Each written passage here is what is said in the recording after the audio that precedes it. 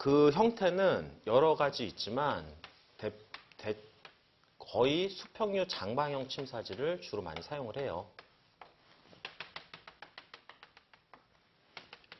일로 들어와서 유속이 0.3 메타/세크 정도로 흐르다가 나가는 이런 형태. 이런 공정을 쓰는데 여기에서 이제 요 노란색 입자를 이 공정에서 제거를 한다고 칠게. 이 노란 입자보다 작고 가벼운 애까지 제거해서는 안 되는 거야. 나는 얘만 잡으면 돼. 근데 이 노란 입자가 옆으로 쏠려가는 속도가 똑같이 횡속도 V가 작용을 할 거잖아. 근데 아래로 떨어지는 속도가 침강 속도가 되고 걔가 VS로 표현되는데 걔네 둘을 합쳐진 모양으로 가라앉게 될 거잖아요. 근데 이 노란 입자가 이렇게 가라앉으면 이거는 설계를 잘못한 거야. 나는 이 노란 입자만 제거하면 돼. 얘보다 작고 가벼운 애를 제거할 생각이 없어. 난 얘만 제거하면 되거든. 근데 이 입자가 이렇게 가라앉더라. 그럼 이거 설계 잘못한 거야. 왜 잘못한 거지? 이만큼이 죽은 공간이잖아. 돈 낭비한 거잖아요. 그러니까 잘못 설계를 한 거야. 또는 빨간 입자를 제거할 건데 얘가 바닥에 닿아야 제거가 되는 거잖아. 근데 얘가 이렇게 가더라. 이것도 설계 잘못한 거지. 바닥에 닿지 않았다는 얘기는 얘는 제거가 안 됐다는 뜻이거든. 근데 나는 얘를 꼭 제거해야 돼. 근데 이렇게 가라앉아. 그러면 나가버릴 수 있다는 뜻이 되는 거거든. 이것도 설계 잘못한 거. 그러면은 낭비 없이 제거 대상을 완벽하게 제거하려면 어떻게 가라앉아야 되겠어? 입자는 구석에 딱 박히는 게 이게 가장 이상적이지. 이해되시겠어요? 노란색은 돈 낭비, 빨간색은 침사를 못 시킬 가능성이 있다. 파란색이 낭비 없이 가장 이상적이다.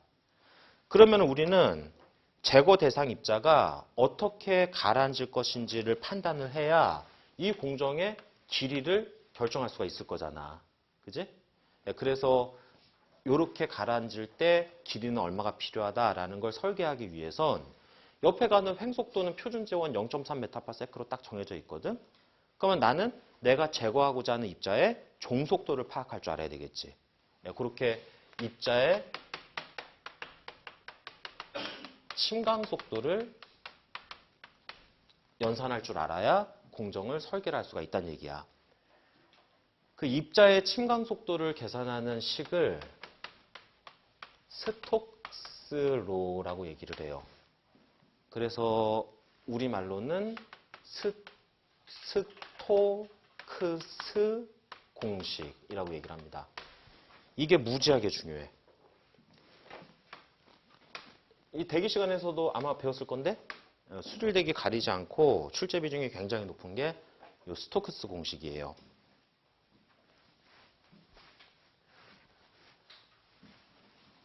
유도 과정을 생략해도 될 것 같기는 한데 그냥 빠르게 대충 한번 유도 한번 해볼게. 일단 저 공정에서 입자가 가라앉는데 저 공정에는 흐름이 있잖아. 근데 그 흐름은 측류일까 날류일까? 저 안에서 입자를 가라앉히려면 얌전히 흘러야지 가라앉지 뒤섞여서 흐른다고 가라앉을 수 있는 건 아니잖아. 그래서 일단 이 공식의 가정은 측류 상태에서 입자의 유동을 다루는 거야. 측류 상태라는 가정이 있어야 되고 그리고 저 안에서 가라앉는 입자의 형태는 얼마나 기하학적인 여러 가지 모양이 있겠어. 근데 그 입자를 다 구형 입자라고 가정하는 거야. 여기서 얘기하는 구가 신형, 구형, 그 구형을 얘기하는 거야? 다시는 그렇게 웃지 말았어? 입자를 구슬 모양 형태, 구 형태라고 가정을 했을 때 공식이 유도가 되는 거.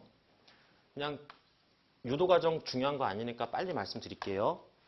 구형 입자가 직경이 D인 구형 입자가 가라앉는데 아래쪽으로 작용하는 게 중력이고 위쪽으로 작용하는 게 부력이야.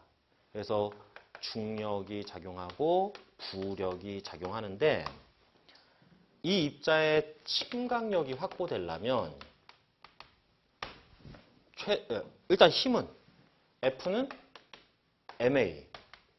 근데 이쪽으로 작용하는 가속도라는 건 중력 가속도잖아.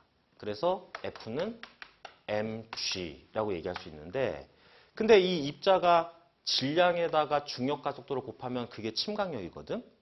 근데 얘가 기본적으로 가라앉기 위해선 물보다 무거워야 될 거 아니야.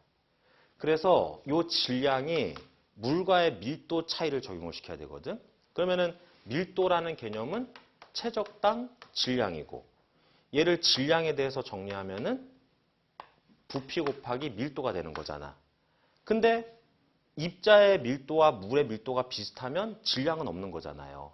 그래서 솔리드의 밀도와 물의 밀도의 차이, 둘 밀도를 빼주면 이게 밀도차, 밀도 차이에다가 입자의 부피를 곱해주면은 그게 질량차. 그 질량차에다가 중력 가속도를 곱하면 침강하고자 하는 침강력이 되는 거야. 그래서 입자의 침강력은 부피 ρs 마이너스 ρw g 이렇게 쓸 수 있어요. 근데 9라고 가정했거든. 9의 부피는 6분의 파이 d의 3승 ρs 마이너스 ρw g 이렇게 표현되는 게 입자의 침강력. 자, 그러면 요만큼의 침강력을 가지고 입자가 막 떨어진다. 그러면 막 떨어지면은 그 반대 방향으로 이 둘레에서 뭐가 발생하겠어? 저항이 발생하겠지, 저항. 그래서 마찰 저항력이 발생하는데, 그 마찰 저항력은 드래그 폴스라고 얘기하거든. 드래그 폴스. 자, 그러면 그때 발생하는 마찰 저항력을 뉴턴 아저씨가 또 정리를 해줬어요. 드래그 폴스는 2분의 1 CD A 로우 V의 제곱으로 표현됩니다. 마찰 저항력. 몰라도 돼. 근데 요 CD가 항력계수다. 뭐 그 정도만 좀 참고하시고, 항력계수. 자, 요게 그때 발생하는 마찰 저항력인데, 측류 영역에서의 항력계수는 레이놀즈 수분의 24라고 해. 그 레이놀즈 수라는 거 제가 설명 안 드렸는데, 뮤분의 D로 V거든요. 이거 대기 시간에 배웠나요? 그거 했어요, 그거? 이거 했어요? 그거 하나는 웃겼어. 체육제가 한 개그 중에서 D로 V. 이게 레이놀즈 D로 V. 요거. 자, 그래서 요게 D로 V분의 24뮤 이렇게 쓸 수가 있는 거거든. 그래서 얘가 2분의 1 D로 V분의 24뮤 4분의 파이 D의 제곱 로우 V의 제곱으로 정리될 수 있고, 툭탁툭탁 다 정리하면은 얘는 3파이 뮤 D V만 남게 돼. 3파이 뮤 D V만. 자, 그러면은 얘가 입자의 침강력이고 그때 발생하는 마찰 저항력이거든. 근데 이 입자의 침강 속도 가정 조건 하나 빠졌네. 등속 침강을 가정하는 거야. 등속 침강. 등속 침강이라는 건 침강 속도가 일정하다는 얘기가 되겠지. 자, 그러면 이게 입자의 침강력이고 이게 그때 발생하는 마찰 저항력인데, 마찰 저항력이 더 크다면 입자는 점점 가다가 멈춰야 돼. 근데 마찰 저항력보다 입자의 침강력이 크면은 이 속도는 점점 빨라질 거야. 근데 똑같은 속도로 떨어지려면 침강력과 그때 발생하는 마찰 저항이 어때야 되겠어? 같아야 등속 침강하거든. 그래서 얘 이퀄 6분의 파이 D의 3승 로 S 마이너스 로 W G라고 쓸 수가 있는 거거든. 자, 그 상태에서 이제 우리가 알고자 하는 게 V니까 이거를 V에 대해서 정리하면은 이거 그냥 쫙쫙쫙 정리하면 되는 거거든요. 그래서 18뮤분의 D의 제곱 로 S 마이너스 로 W G 이렇게 유도가 돼. 그거를 수질에서는 VS, 스토크의 침강 속도라고 얘기를 하고, 대기에서는 중력 집진 장치에서 다루는 거거든. 그러다 보니까 VG라고 표현해.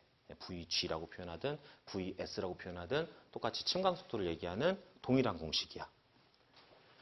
자, 그래서 이 공식은 계산 문제로 나올 때는 우리가 인자가 너무 많잖아요. 그러다 보니까 어떤 단독 입자의 침강 속도를 구해라 이렇게 안 나오고, A 입자의 재원이 이럴 때 A 입자의 침강 속도가 얼마였다. B 입자의 재원이 이렇다면은 B 입자의 침강 속도는 얼마인가 이렇게 나오거든요. 주로. 그러면은 A 입자 스토크식 쓰고 B 입자 스토크식 쓴 다음에 그 두 식을 나누어서 똑같은 인자들을 좀 털어내야 되거든. 그래야 계산이 가능해. 그러니까 그런 유형으로 계산 문제가 나와요. 그 유형 말고는 이론 문제로 무지하게 잘 나와요. 이론 문제로. 이론 문제로 뭐가 나오냐? 입자의 침강 속도에 영향을 주는 인자에 대한 설명 중 잘못된 걸 골라라. 직경이 클수록 침강 속도 빨라진다. 입자의 밀도가 클수록 침강 속도 빨라진다. 물의 밀도가 작을수록 침강 속도 빨라진다. 물의 점도가 클수록 침강 속도 빨라진다. 이게 틀린 말이 되겠지. 이해되시겠죠? 다른 애들은 전부 다 비례지만 얘는 반비례라는 거. 그거가 문제 잘 나오고, 또 하나는 입자의 침강 속도에 영향을 주는 인자 중 가장 큰 영향은 어떤 인자인가? 입자의 침강 속도에 영향을 주는 인자들 가장 큰 인자는 직경이지, 직경. 얘가 2배가 되면 얘도 2배 감소하겠지만은 직경이 2배가 되면 침강 속도는 몇 배가 돼? 4배가 되잖아. 그래서 침강 속도에 가장 큰 영향을 주는 건 입경이다. 입자의 직경, 줄여서 입경이다 라는 걸 기억을 해두시고, 자, 그렇게 침강 속도를 중요하게 다뤄야 됩니다. 출제 비중이 굉장히 높아요. 스토크식이. 근데 이 유도 과정은 몰라도 되는데 굳이 설명을 왜 드렸냐면은 이 항력계수. 항력계수가 커질수록 마찰 저항력이 세지겠지. 그러면 마찰 저항력이 세지면은 입자의 침강 속도는 빨라지겠어, 느려지겠어? 느려지겠지. 그러니까 항력계수가 크면은 저항이 세지고 저항이 세면은 침강 속도 느리다라는 걸 좀 이론적으로 나오는 유형이 있기 때문에 그래서 굳이 설명을 드린 거야. 근데 이 과정을 몰라도 당연히 항력계수가 크다는 거는 저항이 세다는 얘기고, 저항이 세면은 당연히 침강 속도는 느려질 수밖에 없는 거잖아. 그렇게 좀 이해를 하시면 돼. 그리고 또 조금 더 고차원적으로 이해를 해야 될 게 하나 있는데, 수온이 또 영향을 주거든. 수온에 따라서 침강 속도는 수온이 증가할수록 빨라질까 느려질까? 우리가 스토크식에서 요 뮤가 요게 점성계수야. 그러면 점성계수는 이거 대기에서와 수질에서 구별을 해야 돼. 우리가 점도는 액체의 경우는 온도가 낮을수록 점도가 높아지지. 그러면 점도가 높아질수록 침강 속도는? 눈 뜨고도 판단이 안 돼? 온도가 낮아질수록 점도가 높아지지. 그러면 점도가 높아질수록 침강 속도는 느려질 수밖에 없는 거잖아. 그렇지? 그래서 그 온도와 또 침강 속도와의 관계는 점도로서 유출을 해야 되는 거야. 온도가 낮을수록 점도가 높아지고, 점도가 높아지면 침강 속도가 느려진다. 물속에서는. 근데 공기 중에서는 반대지. 공기 중에서는 그 개념이 반대라는 걸 구별해가지고 정리를 해두셔야 되겠고. 그래서 미리 말씀드리면은 하여튼 온도가 낮으면 침전 분리가 어렵고, 온도가 낮으면 응집공정도 방해를 받아. 왜 그러냐면은 온도가 낮아질수록 점도가 높아지잖아. 점도가 높아지면 교반 효율이 떨어져. 우리가 교반시켜가지고 충돌을 유발을 해야 플럭이 만들어져서 침전물을 형성할 수 있을 거잖아요. 그런 식으로 온도의 침전도, 응집도 영향을 받습니다. 그 온도에 따라서 점도가 바뀌기 때문에 그렇다는 거를 이해를 해두시고. 자, 그 중요한 공식.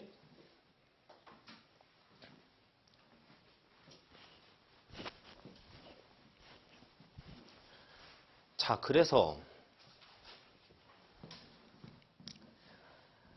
우리는 이제 이 입자의 침강 속도를 스토크식을 통해서 계산할 수 있어요.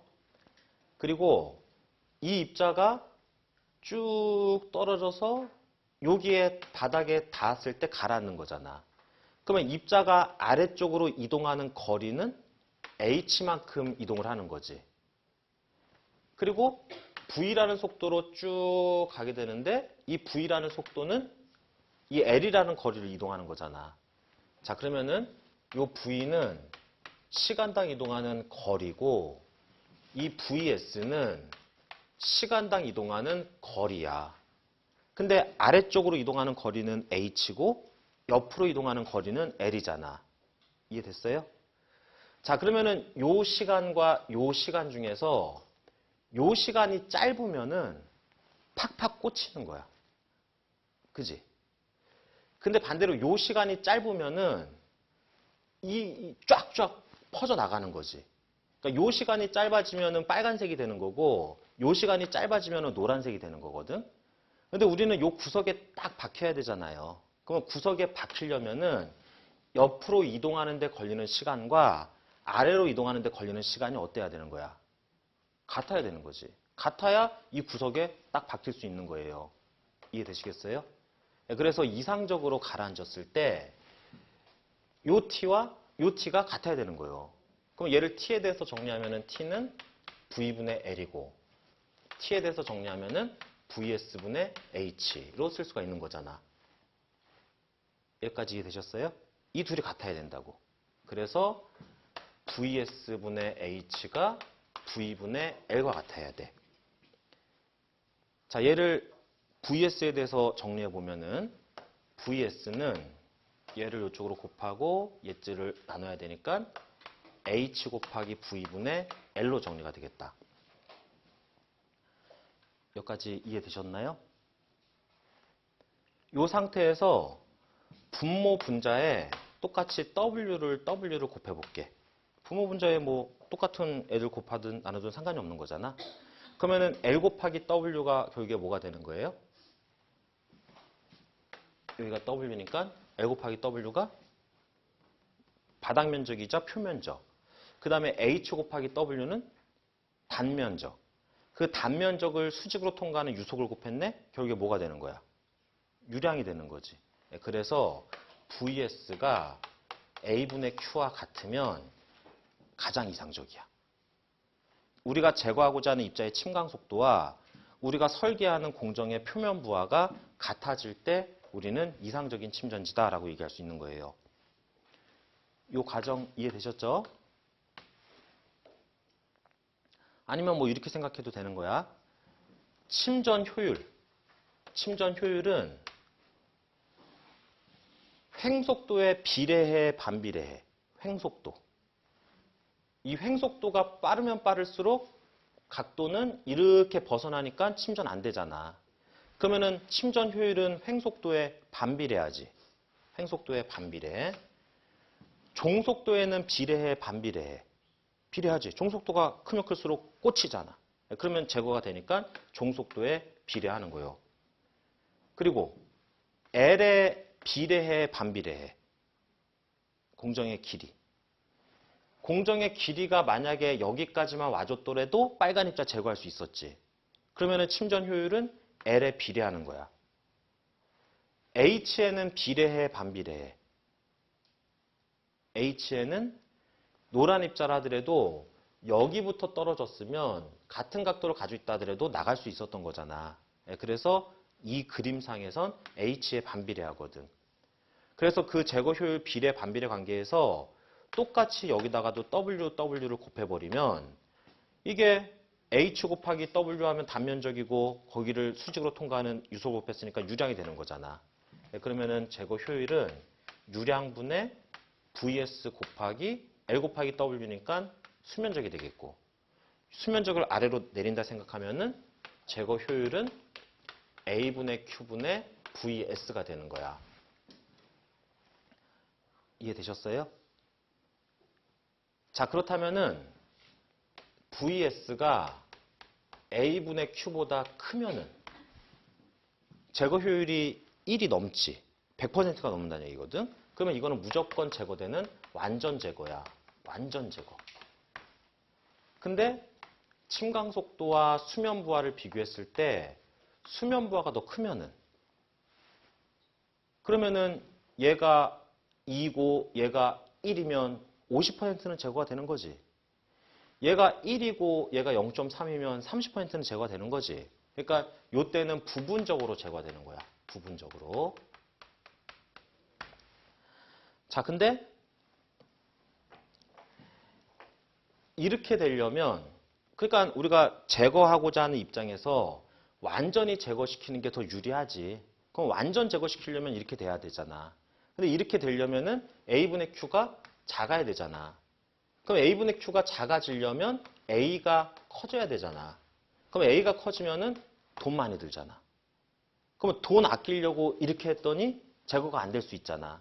그러면은 돈 낭비 없이 이상적으로 완전 제거시키려면 내가 제거하고자 하는 입자와 내가 설계하는 공정의 표면 부하가 어떨 때가 가장 이상적이야? 같을 때가. 네, 결론은 똑같은 거야. 요럴 때가 이상적인 완전 제거가 되는 거예요. 이해되시겠죠? 네, 이런 상관관계. 그러니까 지금 배운 침강 속도와 전 시간에 배운 표면 부하는 이런 상관관계가 성립을 해요. 그래서 완전 제거하기 위한 나오면은 A분의 Q와 같아야 이상적인 거야. 완전 제거하기 위한 시간은, 완전 제거하기 위한 수심은 이렇게까지 연결되면은 어디까지 연결돼야 돼? T분의 H까지 연결이 돼야 되는 거고. 알겠지? 요게 핵심이고, 어쨌든 이 모든 스토크식이라는 것은 등속 침강을 가정한 거거든. 그러면 등속 침강이라는 건 모래가 가라앉는 거겠어? 똥덩어리가 가라앉는 거겠어? 등속 침강이라는 건 처음부터 끝까지 침강 속도가 일정한 거거든. 그러면 처음부터 끝까지 일정한 속도로 떨어지는 건 모래가 똥덩어리가? 어? 똥덩어리는 가라앉으면서 서로 계속 엉겨요. 계속 엉기고 그 사이사이로 채걸음하면서 밀도가 높아져. 그러면 똥덩어리는 가면 갈수록 침강 속도가 빨라져. 근데 모래는 떨어지던 애들이 서로 엉길 리가 없어요. 지 혼자 독고다이로 막 떨어지는 거거든. 그래서 원칙적으로 이 개념은 모래를 가라앉히는 공정에만 적용되는 거야. 모래를 가라앉히는 공정이 뭐라고? 침사지. 침사지에서만 적용이 되는 게 원칙이야. 실제 침전지에서는 그 침전만 있는 게 아니거든. 알겠지? 그래서 얘는 원칙적으로는 침사지에만 적용되는 건데, 근데 침전지에도 대충 적용이 가능해요. 침전지에도 쓸 수는 있지만 원칙적으로는 침사지다. 네, 그런 게 스토크식이라는 개념이에요. 118페이지